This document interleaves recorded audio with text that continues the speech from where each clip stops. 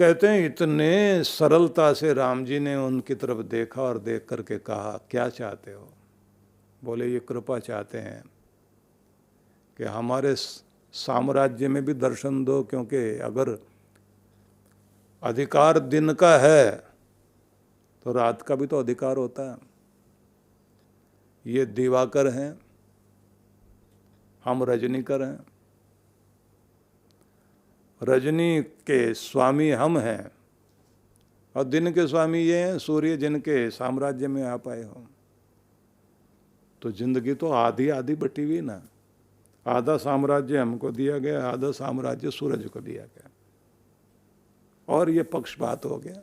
पक्षपात ये हो गया कि आप आ गए हो दिन जो इनका साम्राज्य उसमें, और भगवान तो सबके होते हैं, तो फिर हमारा क्या होगा? हमारे तारे दर्शन करें, हम दर्शन करें। और जिस ढंग से कहा, राम जी इतने प्रसन्न हो गए, उन्होंने कहा कि सुनो, मैं आऊँगा, फिर आऊँगा और तुम्हारे साम्राज्य में आऊँगा। एक और अवतार होगा जब मैं तुम्हारे साम्राज्य में आऊँगा, और जब तुम शिखर पर होगे तभी आऊँगा। तो अगला अवतार जो हुआ वो रात के 12 बजे हुआ और तब वो कृष्ण नाम से आए। ये विश्वास तो दिला दिया, लेकिन चंद्रमा उसके बाद भी कहते हैं कि रोता रहा। राम जी बोले, इतना बड़ा वचन दिया तो अब रोता क्यों है? उसने कहा, अभी तसल्ली नहीं हुई। राम जी ने कहा, तो फिर एक बात याद रख, जिस कुल में हमने प्राकट्य लिया है वो तो सूर्य वंश है, लेकिन तुम्हारे प्रेम को देखते हुए हम आज कह सकते हैं कि तुम्हारा नाम राम के साथ जरूर जुड़ जाएगा। और तब राम जी का नाम रामचंद्र कहलाया। इसलिए रामचंद्र हैं, हालांकि कृष्ण भगवान भी कृष्णचंद्र हैं। कवियों की अपनी उड़ान है, बहुत अच्छे ढंग से और हृदय को भाने वाली बात कहते हैं। लेकिन बात यहाँ वही चल रही है कि सीधी सरलता ही भगवान को पसंद आती है, और अगर सरलता को छोड़ करके व्यक्ति कुटिलता को अपनाता है तो परमात्मा से दूर रहता है। इसलिए वेदों में जो ये कहा गया, योध्यस्मत् जिहुराणमेन, भगवान हमारे अंदर की कुटिलता को दूर करो, हमें तो सरलता दो, क्योंकि सरलता में ही परमात्मा के दर्शन होते हैं। इसलिए कहते हैं, सन पितेव सोनवे अग्ने सुपायनो भव, ऋग्वेद का मंत्र है, जिसमें कहा गया है कि भगवान आप हमारे लिए उसी तरह से सरल हो जाओ जैसे पितेव अग्ने, ज्ञान स्वरूप परमेश्वर जैसे पिता के लिए सोनवे अग्ने, सोनू पुत्र को कहते हैं कि बेटे के लिए जैसे पिता सरल होता है, आसानी से जाकर मिल सकता है, ऐसे तुम भी हमारे लिए सरल हो जाओ। तो कहते हैं भगवान ये बोलते हैं कि मैं तो सरल हूँ, बस तुम्हें सरल बनने की आवश्यकता है। जिस दिन तुम्हारा मन सरल हो गया तो मैं तुम्हारे लिए सरल हो गया। और गोस्वामी तुलसीदास जी ने, अब वेद की बात मैंने कह दी आपको, लेकिन उन्होंने कितने सीधे ढंग से सरल शब्दों में छोटा सा दोहा दे करके कह दिया, सूधे मन सूधे वचन। सरल मन रखना, कुटिल नहीं, और अपनी वाणी को भी सरल बनाओ। वाणी जितनी सरल होगी, टेढ़ी मेढ़ी वाणी नहीं, वचन में भी सरलता, मन में भी सरलता, और आगे फिर कहते हैं कर्म में भी सरलता। अब इसको हम दूसरे ढंग से कहें, आपने देखा होगा कि एक योनि कहलाती जिसको बोलते हैं तिर्यक योनि। तिर्यक योनि उन्हें कहते हैं जो टेढ़े चलते हैं, इस तरह से जो लहराते हुए चलते हैं, सर्प, और जो सर्पाकार चलने वाले जितने भी हैं वो तिर्यक योनि है। उन सब के साथ एक समस्या है, वो जब भी चलेंगे तो सीधे नहीं चलते, वो टेढ़े ही चलते हैं, ऐसे करते हुए चलते हैं, और जहरीले जीव होते हैं। तो समझाया ये गया है कि जहर से भरा हुआ ही कोई व्यक्ति अगर होगा तो वो सरल नहीं होगा, वो तो टेढ़ा ही टेढ़ा चलेगा, ऐसे ऐसे ही चलेगा। जो सीधा है, मन भी साफ, वचन में भी साफ, कर्म में भी साफ, जिंदगी भी सरल, सीधा व्यक्ति। और कहते हैं सरलता में, सीधेपन में ही दुनिया में सारी चीजें बनती हैं। कहते हैं ना कि जंगल में जितने भी पेड़ हैं, नीतिकारों ने लिख दिया कि सीधे बनने में कोई फायदा नहीं है, सीधे पेड़ ही काटे जाते हैं, टेढ़े पेड़ कोई नहीं काटता। कि अगर सीधे बन के रहोगे तो समस्या है। और भक्ति में तो सीधा कहा जाता है, सीधे बनो। लेकिन इसी का उत्तर नीतिकारों ने अलग दिया कि सीधे पेड़ काटे जाते हैं, ये तो माना गया, लेकिन सीधे पेड़ से ही फर्नीचर बनता है, उसी से दुनिया की जिंदगी चलती है। टेढ़े पेड़ कटते वो भी हैं, पर ईंधन के काम आते हैं, जलाने के काम आते हैं। अगर तुम अपनी ज़िंदगी में टेढ़े बन के रहोगे तो चिता में जलकर जिंदगी खत्म हो जाएगी। लेकिन अगर सीधे सरल होकर रहोगे, अपने भी काम आओगे, अपनों के काम आओगे, दुनिया के काम आओगे। इसलिए सरलता ही जिंदगी का सबसे बड़ा संदेश है। कितनी बड़ी बात कही। लेकिन बात चल रही थी तुरैयक योनि की, जो टेढ़े चलते हैं, जहरीले जीव। उनकी भी एक खासियत होती है कि जब अपने बिल में जाते हैं तो सीधे होके जाते हैं। सांप भी अपने बिल में घुसेगा तो सीधा सीधा ही जाता है। आदमी बड़ा उल्टा है। आदमी सारी दुनिया में सीधा बन के रहता है, लेकिन जैसे अपने घर में जाता है, पता नहीं क्या उसको बिच्छू काटता है, ऐसा टेढ़ा, जाते गुस्सा करेगा। जो कहीं सारी दुनिया के सामने सीधा सरल बड़ा भला दिखाई देता है, घर में जाते ही न जाने क्या होता, गुस्सा दिखाएगा, अकड़ेगा, वहाँ टेढ़ा हो जाता है। अब इसको लेकर के बहुत सारे संतों ने अपने ढंग से कहा कि ये बड़ी विचित्र बात है, दुनिया के सामने सीधा दिखाई देने वाला घर में जाके टेढ़ा हो जाता है, और सांप सारी दुनिया में टेढ़ा दिखाई देता है, लेकिन अपने घर में जाते हुए सीधा हो जाता है। कि अब जरा देखो तो सही, क्या आदमी के अंदर भी सांप से की तुलना नहीं की जा सकती, उसके अंदर भी तो बड़ा जहर है। बहुत सारे लोग होते हैं ना कि जिनके बारे में ये कहा जाता है, कोई सहेली अपनी सहेली से बोल रही है कि इनको बड़ा गुस्सा आता है, बड़ा घर में आके डांटते डपटते हैं। वो सहेली कहती नहीं भाई साहब तो इतने सीधे, इतने भले और इतने मीठी बातें करते हैं। बोले वो तुम्हें दिखाई देता है, असली तो हमें पता है कि कैसे हैं। घर में आके देखो कभी, आदमी दो रूप अपनाए हुए है, और जहाँ ये दो रूप अपनाए हुए हैं, कहते हैं बस वहीं दुविधा है, और जहाँ दुविधा है वहाँ भगवान नहीं है। तो उन्होंने एक दोहे में कितनी बड़ी बात कह दी।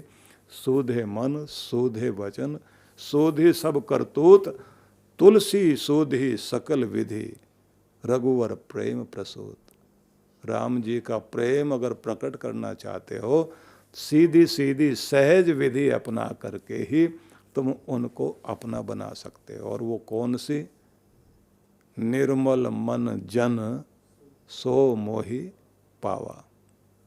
जिसका मन निर्मल है, ऐसा व्यक्ति ही मुझे प्राप्त कर सकेगा। क्योंकि मोहि कपट छल छिद्र न भावा। कपट नहीं पसंद है, छल छिद्र पसंद नहीं है, और पसंद है तो केवल मात्र एक चीज कि निर्मल मन रहे, सीधा मन, सीधा वचन, सीधे सारे कार्य, और सीधी सरल विधि अपनाकर भगवान की तरफ चले, तो निश्चित रूप से भगवान के प्रेम को प्रकट कर सकता है। और उन्होंने कहा कि सीधे आदमी को करना क्या है? तुलसी जग में आए के कर लीजिए दो काम। दो काम कर लेना, देने को टुकड़ो भलो और लेवे को हरिनाम। हाथ से किसी की रोजी रोटी तुम बना सकते हो उसकी कोशिश करो, और अपने हाथ से अन्न दान कर सकते हो तो उसके लिए कार्य करना। और अगर उससे भी ज़्यादा हम इस भाव को समझना चाहते हैं तो ये समझ लीजिए, किसी को अन्न देने से ज़्यादा अच्छा है उसे रोजी रोटी कमाने की विधि और तरीका दे दिया जाए। जिंदगी भर के लिए हाथ फैलाने की स्थिति खत्म कर दी जाए। देवे को टुकड़ो भलो, लेवे को हरि नाम। और लेने के लिए दुनिया में बस एक ही चीज है कि बस नाम परमात्मा का जिह्वा पर रहे, बस यही एक तरीका है। क्या तरीका? रघुवर प्रेम प्रसूत, इससे भगवान का प्रेम प्रकट होगा। और साथ में उन्होंने कहा कि ये समझ लेना तुम्हारा तन क्या है, यह तन खेत है। मन वच कर्म किसान, तुम्हारे मन से, वचन से, कर्म से किसान वाला काम हो रहा है, क्योंकि तुम हर समय इस खेत में कुछ बो रहे हो। क्या बो रहे हो? पाप पुण्य दो बीज हैं, दो बीज तुम बो रहे हो। किससे बो रहे हो? अपने वचन से बो रहे हो, अपने कर्म से बो रहे हो, और अपने मन से बो रहे हो। तुम ये जो बो रहे हो बस यही है, बोवे सो लेवे निदान, इसी से तुम्हें फल मिल रहे हैं, उसी से रो धो रहे हो। तो क्या करना है कि बस इसको ठीक करना शुरू कर दीजिए, कल्याण होना शुरू हो जाएगा। अब इसकी व्याख्या में हम चलें तो आपको बहुत कुछ समझ में आएगा। सार में एक बात कहना चाहूँगा आपको, आप प्रत्येक क्षण जो कर्म कर रहे हैं, आपका कर्म जो है संस्कार बनकर, याद बनकर, बीज बनकर आपके चित्त पर अंकित हो रहा है, और वही है जो आपका भाग्य बन करके आपको या तो हंसाता है या रुलाता है।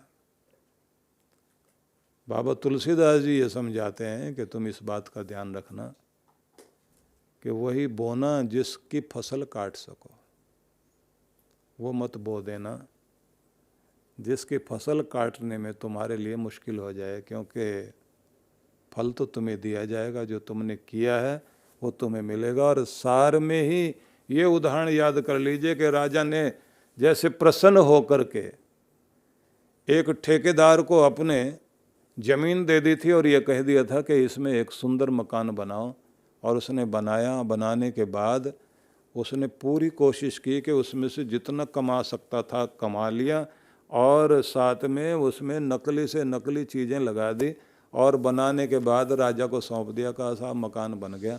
राजा ने कहा तो बस यही तुम्हारा इनाम है, क्योंकि मैं रोज़ इसी रास्ते से निकलता हूँ, मैं तुम्हें उसमें बसा हुआ देखना चाहता हूँ। अब उस परिवार को लेकर अपने वो उस घर में बसने के लिए तैयार नहीं, मर जाएंगे, कहीं गिर ना जाए, नहीं बैठ पाएंगे उसमें। राजा कहता यहीं बैठो। अगर अच्छा बनाते तो उसमें बैठ करके हर दिन आनंद से रहते, लेकिन हम जो कर्म करके ऐसा मकान बना रहे हैं जिसमें हम बैठ ही नहीं सकते, और राजा भगवान है, कहता अपने कर्मों के मकान में बैठो। बस यही सार कहना चाहता हूँ, और सभी भक्तों को बहुत बहुत आशीर्वाद, बहुत बहुत शुभकामनाएं।